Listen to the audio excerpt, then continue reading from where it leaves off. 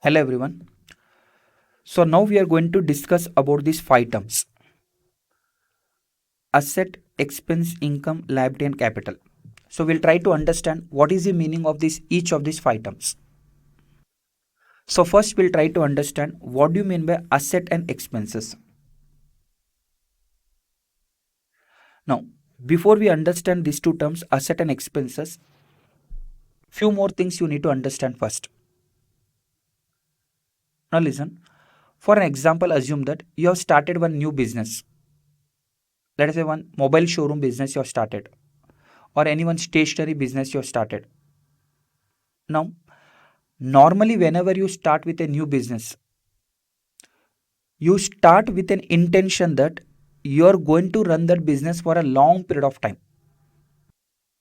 Suppose if you have started the business today, it's not like you're going to close down that business after 6 months or after 1 year or after 2 years you're going to close down. No, you're not going to do like that. Normally, whenever we start a business, we think that we are going to continue this business. We are going to run the business operations for a very long period of time. This is an assumption we keep in our mind when we start a business. Assume that at the age of 20, you have started one particular business and you're planning that you're going to take retirement at the age of 60. So 20 to 60, it means that approximately you're going to run the business for a period of 40 years. So this 40 years is a long period of time. It's an assumption that you're going to run the business for this many number of years. So this particular assumption, this particular rule or this particular concept in accounts is called as going concern concept or going concern assumption. It's just an assumption. We don't know actually what is going to happen. Maybe possible the owner may die at the age of 30, 35, 40. Anything can happen. But it's just an assumption that we are going to do business for a long period of time. So this particular concept is called as going concern concept or going concern assumption. And even you can take an example like this. Even I am also taking the lecture, I'm into teaching, I'm earning the money. The intention is that the intention of earning the money or why I'm earning the money because I'm assuming that I'm going to live for a long period of time. But there is no guarantee in the life that a person will live for a long period of time. These all are just assumptions. Even being a student, you're learning this subject. You're learning this particular subject. So you're assuming that you will live for a long run. And in future, this account subject may help you to do some job in the company, some accounting job in the company. So these all are assumption that we are going to live for a long period of time. So same thing is applicable in business, that business will be continued for long period of time. This is called as going concern concept or going concern assumption.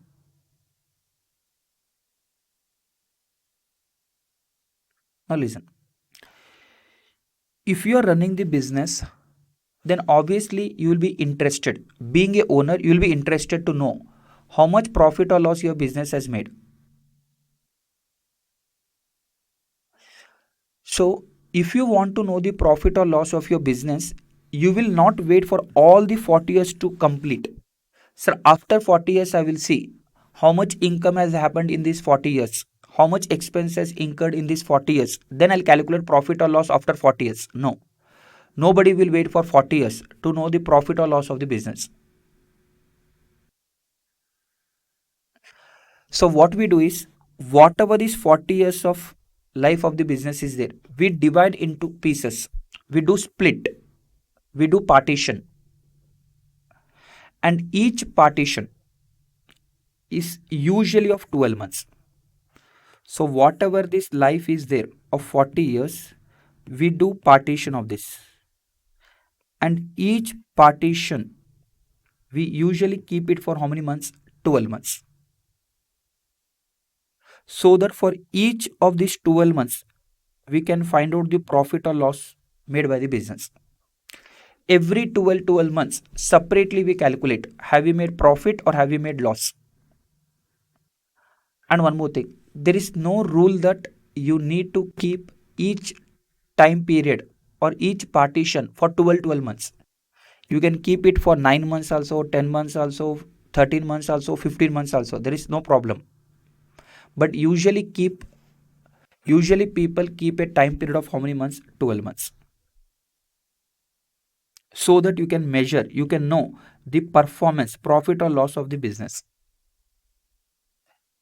This 12 months can start from 1st April and end on the 31st March.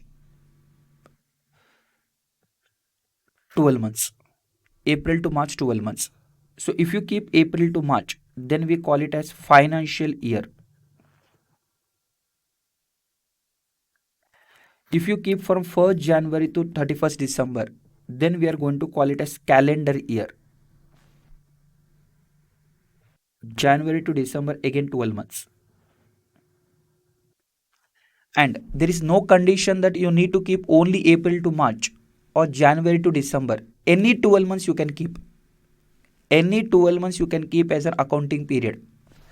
Let us say from 1st October to 30th September. 1st October to 30th September, again 12 months. 1st July to 30th June, again 12 months. Any 12 months can be kept as an accounting period. And this particular rule, this particular concept in accounts is called as accounting period concept, or you can call it as periodicity concept.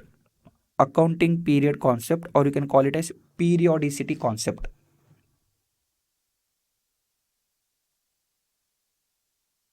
Which says that if you want to measure the performance, profit or loss of the business, whatever the life of the business is there, you make partition of that. Each partition should be for 12 months.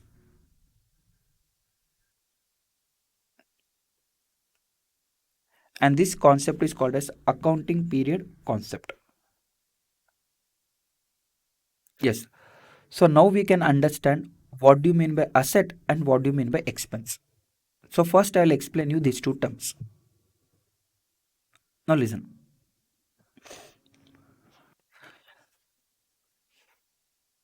You just understand that asset means unexpired cost or unexpired benefit.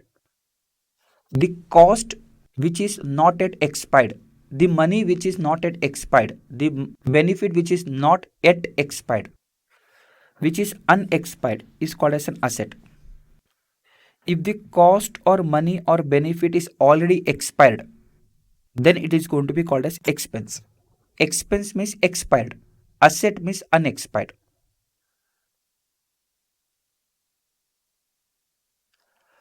Now try to understand these two things with an example. Let us assume that our year is going to start, our accounting period is going to start from 1st January 24 and it is going to end on 31st December. 1st January to 31st December 2024. This is our current accounting period. Next year is going to be 25, 26, 27, 28, like that. Now, whenever I say expense, expense means benefit expired or cost expired in the current accounting period. In this 12 months, whatever the benefit is being expired, that much portion, that much money value, or that much of cost is called as an expense.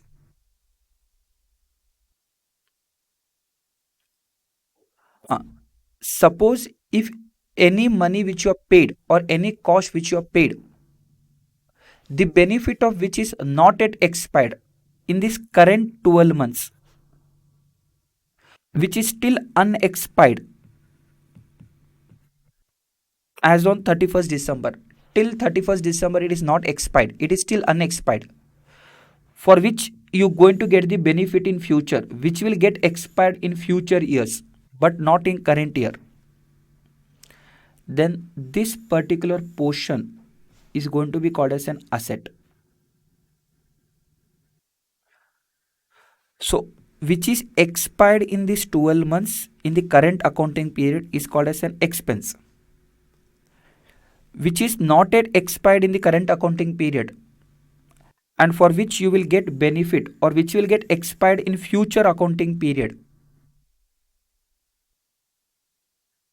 then it is going to be called as an asset. Let's take an example.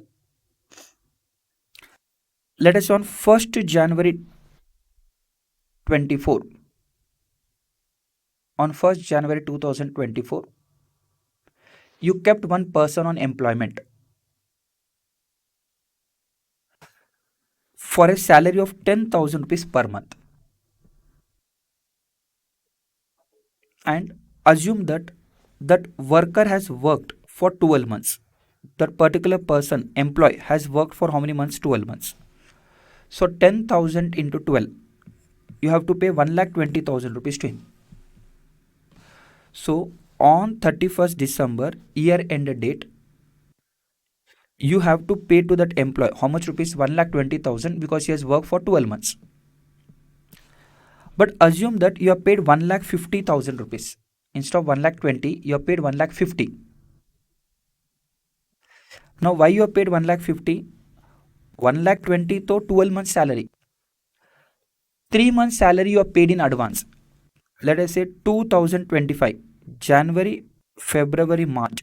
3 months salary you have paid in advance in the current year only.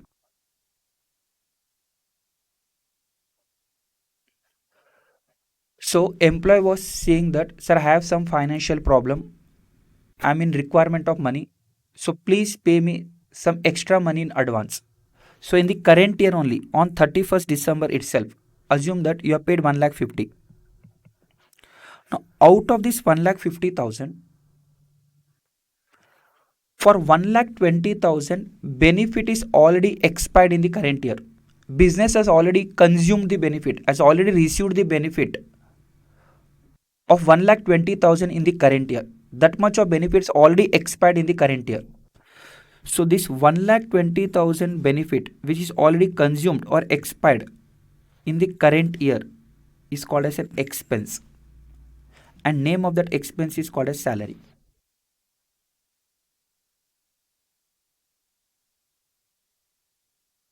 Now out of this 1,50,000, 30,000 rupees of benefit is not yet expired, not yet consumed.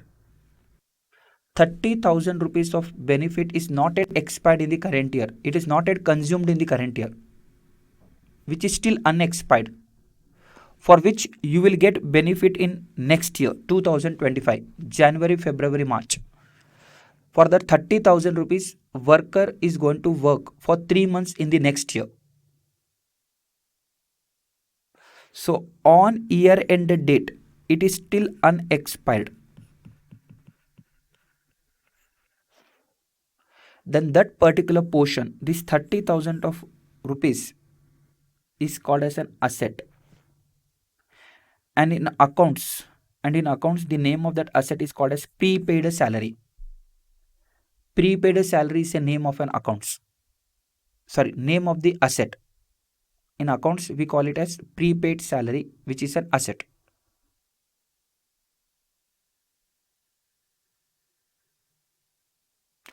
So I hope you have understood. Benefit which is expired in current year is expense, and which is not yet expired in the current year, for which you will get benefit in future, it is going to be called as an asset.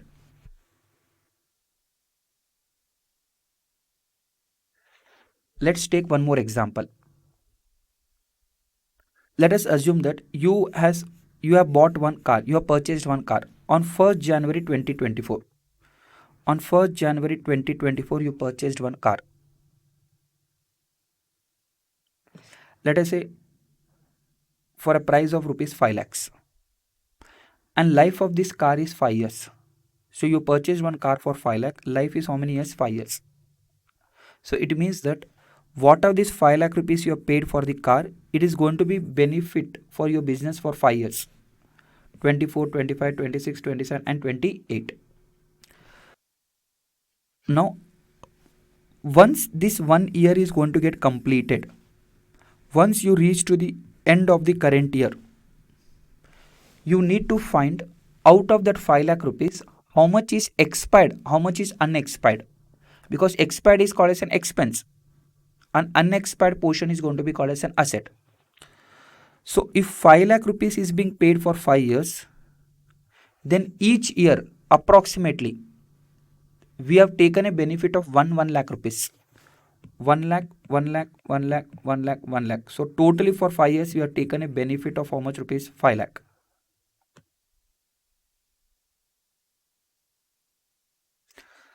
So out of this 5 lakh rupees, by the end of current year, 1 lakh cost is being expired. 1 lakh benefit is already consumed over.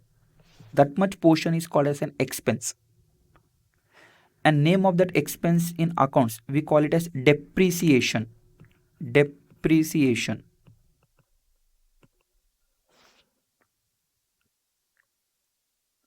And beyond that current year, how much benefit you're going to get in future? 4 lakhs. So beyond current year, you'll get a benefit of rupees 4 lakh, which is still unexpired in the current year. By the end of current year, still it is unexpired. So that particular portion is called as an asset. And the name of that asset is called as car.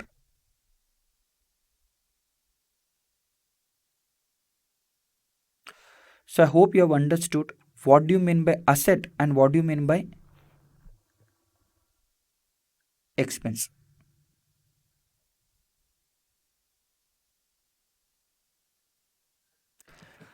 Now one doubt will arise, sir, whenever you find out how much is expired or unexpired, when do we need to check how much is expired or unexpired? You need to always check on year end date. Whenever your accounting period is going to end, on that date you need to find how much is expired and how much is unexpired.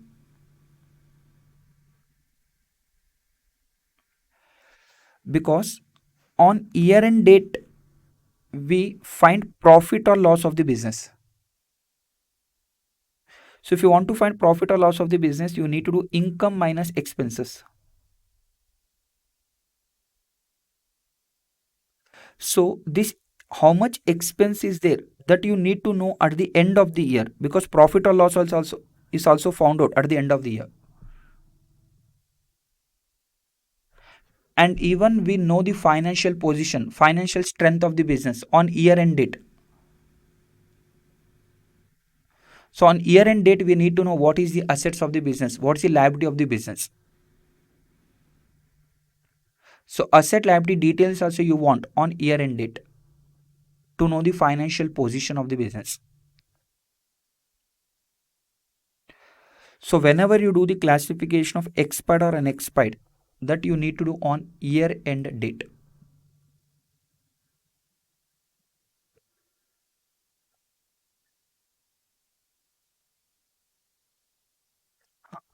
Now in this, you understand last one concept.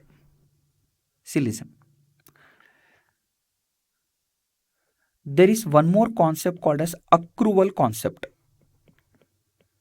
There is one more concept called as accrual concept.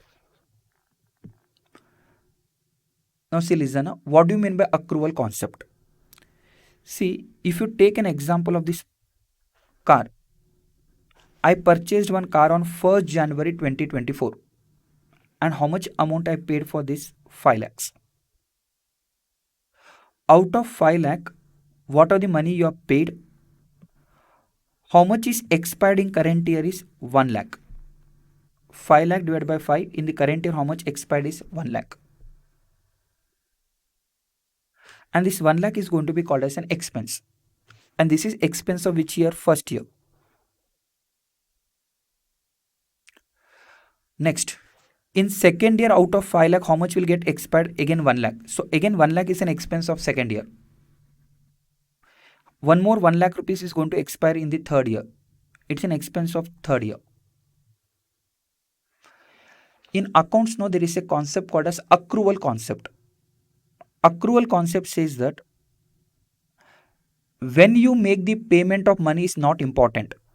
When we do the payment of money, money paid in which year is not important. In which year you took the benefit of that particular money, that is important. In which year you took the benefit of that particular money, that is important to find out is it an expense of that year or not. See, for example, in this second year you have not paid any money, but second year we are saying 1 lakh is an expense. But have you paid any money 1 lakh rupees in the second year? No, because full 5 lakh rupees so we are paid in the first year only.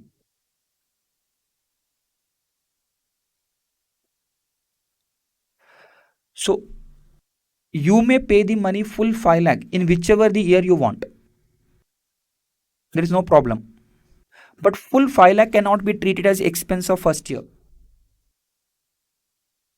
In which year you took the benefit of that money, that is important. In that year it will be regarded as an expense. So even you have paid full 5 lakh rupees in the first year, out of this 5 lakh, we say 1 lakh is expense of second year, 1 lakh is expense of third year, fourth year and fifth year.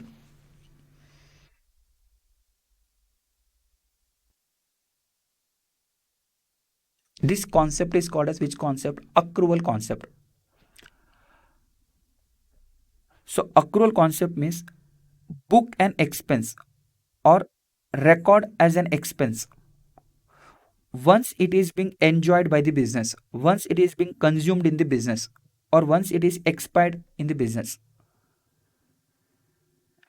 In whichever the year the money benefit is being enjoyed, is being consumed or expired, in that year it will be called as an expense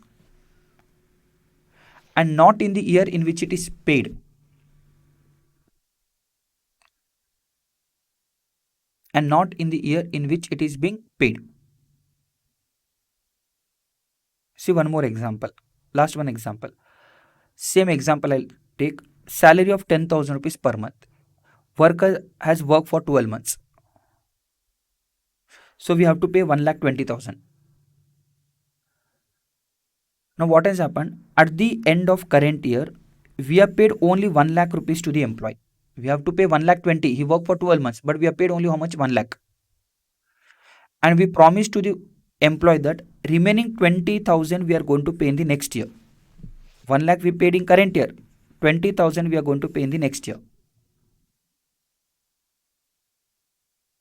Now listen. If someone is going to ask me how much is expense of current year, I will not say that it is only 1 lakh. Even I paid 1 lakh rupees in the current year, I will not call current year expense as rupees 1 lakh. I will say that current year expense is 1,20,000 rupees. Why? Because even though you have paid this 20,000 rupees in the next year, it is not an expense of next year, because the benefit of 20,000 you have consumed in the current year only. So this 20,000 what you paid in the next year, it's an expense of current year only, not an expense of next year. And even this 1 lakh what you paid, for this also you consume the benefit in the current year. So even this 1 lakh is also expense of current year. So 1 lakh plus 20, current year expense is how much? 1,20,000. So in short, how you need to understand, whatever the salary is there for this 12 months, how much ever the number of months the worker has worked in the current year, that much full amount is an expense. Let that 120 is paid or not paid, doesn't matter. Full 120 is an expense. Let us assume out of 120 nothing is paid in current year. Even then this 120 is an expense of current year. You may pay this 1,20,000 in the 2025, 26, 27, 28, doesn't matter. He worked in the current year, so it's an expense of current year. Even though money is paid or not paid. This is called as accrual concept. Once you enjoy the benefit, once you consume the benefit, it's an expense of that year, even though the amount is paid or not paid.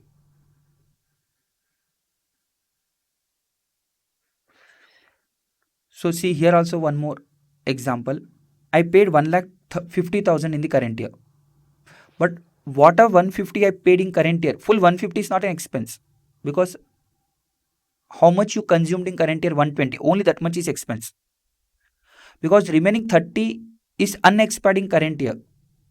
So at the end of current year that 30 is unexpired, it's an asset. But next year it's going to become an expense because it will expire in the next year. So 30,000 will be called as expense of next year because it will expire in next year.